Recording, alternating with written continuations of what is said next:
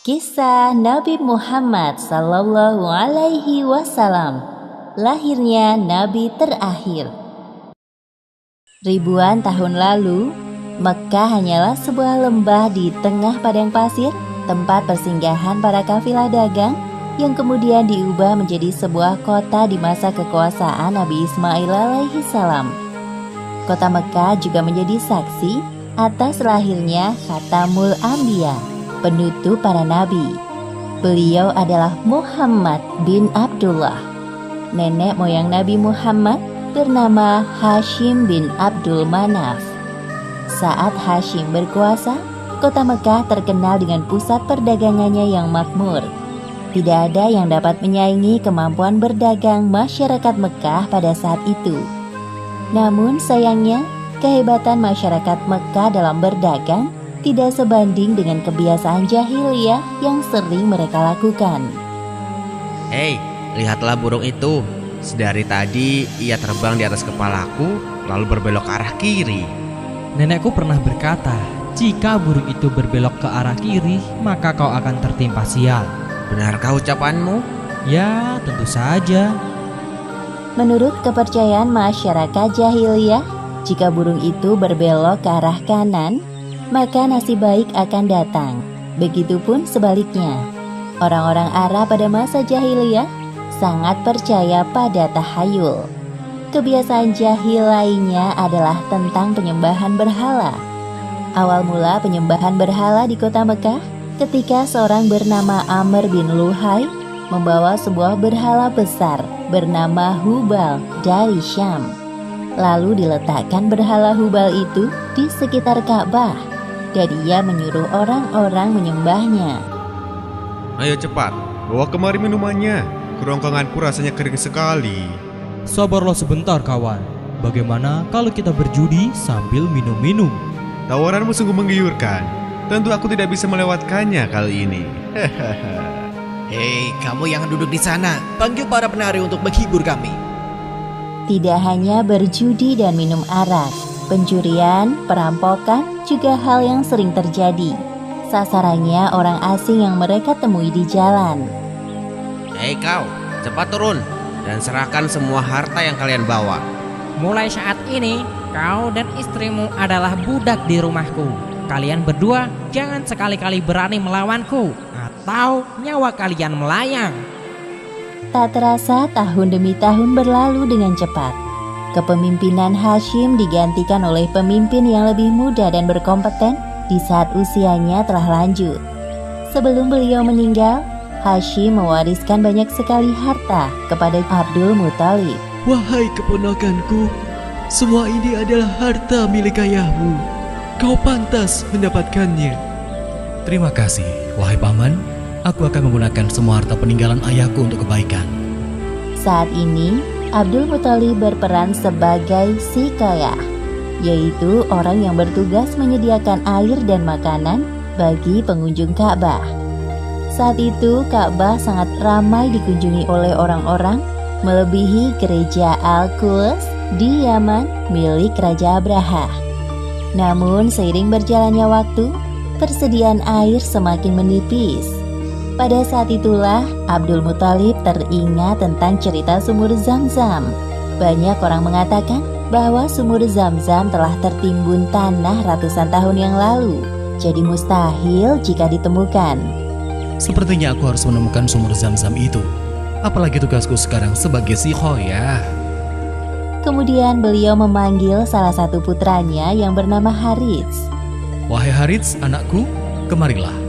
Dapatkah engkau menemaniku mencari sumur Zam-Zam yang telah tertimbun tanah ratusan tahun lamanya itu?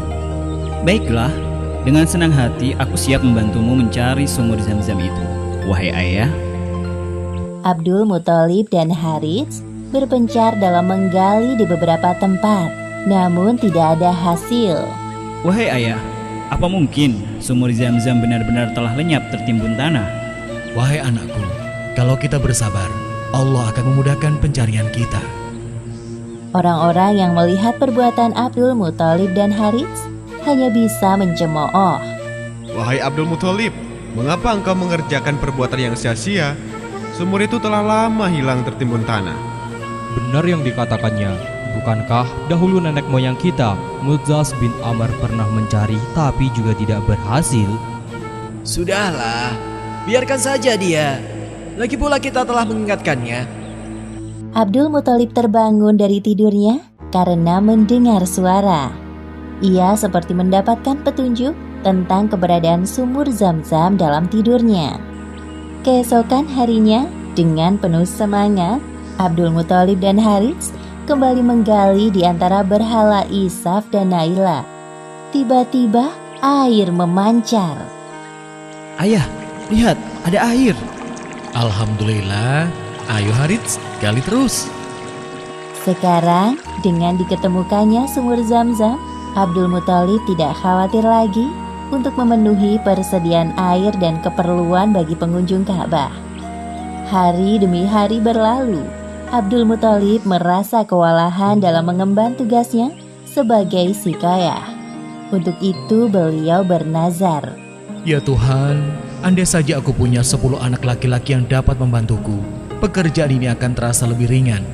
Jika engkau berkenan mengabulkannya, akan aku persembahkan untukmu 1 orang dari mereka.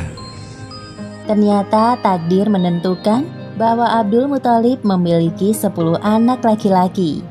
Saat mereka dewasa, dilakukan undian. Setelah diundi beberapa kali, nama yang muncul selalu sama, yaitu Abdullah, si anak bungsu. Wahai anak-anakku, sebenarnya hal ini sangat berat untuk aku lakukan. Tapi aku telah terlanjur bernazar. Sebenarnya tidak sampai hati, Abdul Muthalib mengatakan tentang nazarnya kala itu. Wahai saudaraku, jangan engkau lakukan itu. Batalkan nazarmu dan meminta ampunlah kepada Tuhan Hubal. Lalu apa yang harus aku persembahkan sebagai ganti dari Abdullah? Kalau engkau dapat menebusnya dengan harta, maka berikanlah itu kepada berhala agar mereka tetap berkenan kepadamu. Menurut kami, itu keputusan yang terbaik.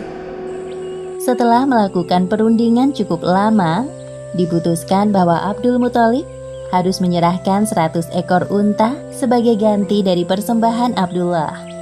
Abdullah adalah pemuda baik, sopan dan berwajah tampan.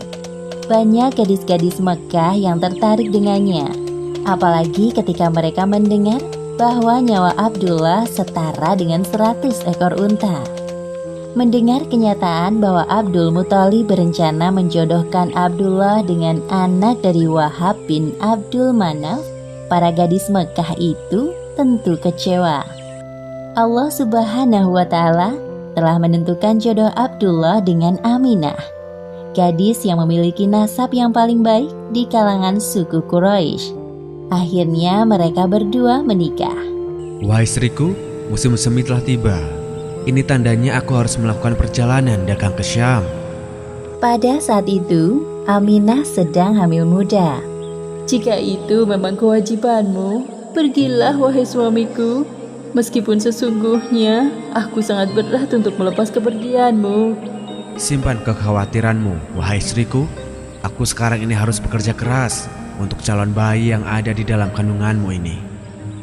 Keesokan harinya, Abdullah berangkat bersama kafilah dagang yang lain. Aminah melepas kepergian suaminya dengan doa. Perjalanan dagang Abdullah berjalan lancar. Dalam perjalanan pulang, Abdullah singgah di Madinah untuk menemui sanak saudara dari ibunya. Ketika beristirahat, tiba-tiba Abdullah merasakan kesakitan dan merasa tidak sanggup melanjutkan perjalanan. Wahai kawanku, sepertinya aku tidak sanggup untuk melanjutkan perjalanan ke Mekah.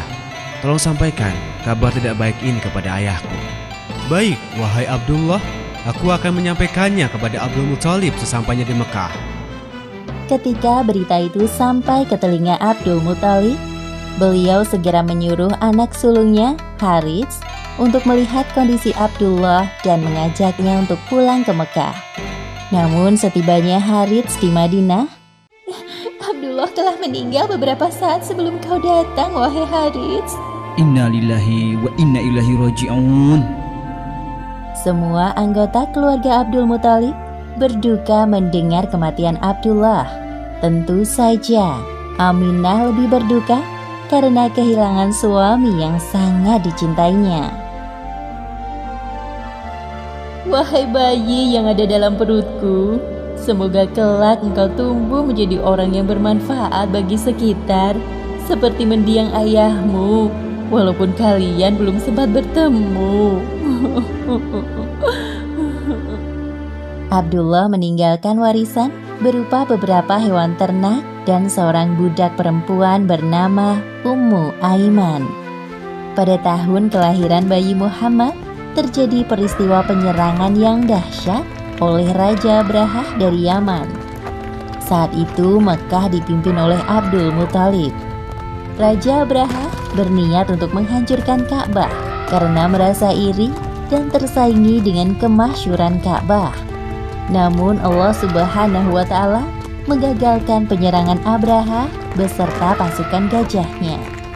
Tepatnya pada hari Senin, tanggal 12 Rabiul Awal tahun 571 Masehi, Aminah melahirkan bayinya.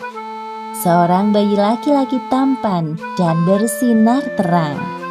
Semua keluarga besar bersuka cita dengan kelahiran Muhammad, seolah-olah Abdullah hadir kembali di tengah-tengah mereka. Kehadiranmu mengingatkanku pada ayahmu.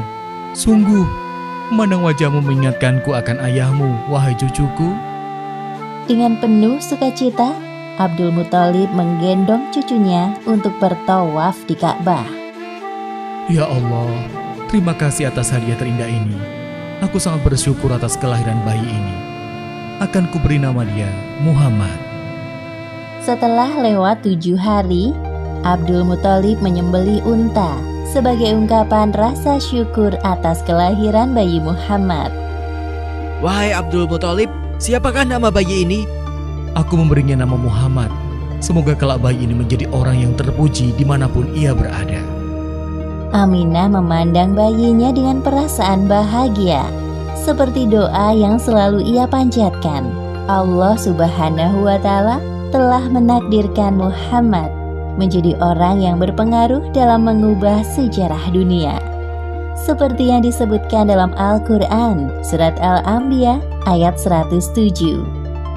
Dan tiadalah kami mengutus kamu, Muhammad, melainkan untuk menjadi rahmat bagi semesta alam. Demikianlah akhir kisah lahirnya Nabi terakhir, Muhammad Sallallahu Alaihi Wasallam. Beberapa hikmah yang dapat kita ambil dari kisah ini, diantaranya, pertama, kesabaran dan niat baik dalam melakukan pekerjaan akan dimudahkan oleh Allah Subhanahu wa Ta'ala, seperti tekad kuat Abdul Muthalib dalam menemukan sumur Zam-Zam untuk memakmurkan Ka'bah.